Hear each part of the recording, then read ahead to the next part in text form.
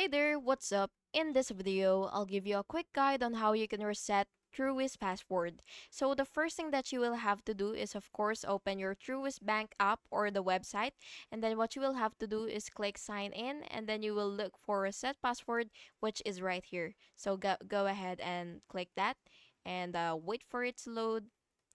So it may okay. So now that you're here, what you will have to do is select the account type that you currently have, which is either personal or business or employer issued credit card. So make sure to actually select the right one, and then you will just have to click continue. And now what you will have to do is fill out all of this properly and correctly.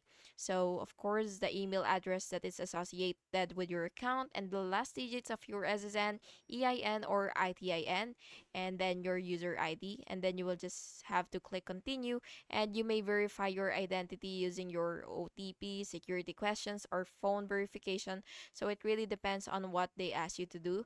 And then you will just have to enter your new password and then confirm and save. And by the way, you should use a strong, unique password and store it securely for future logins.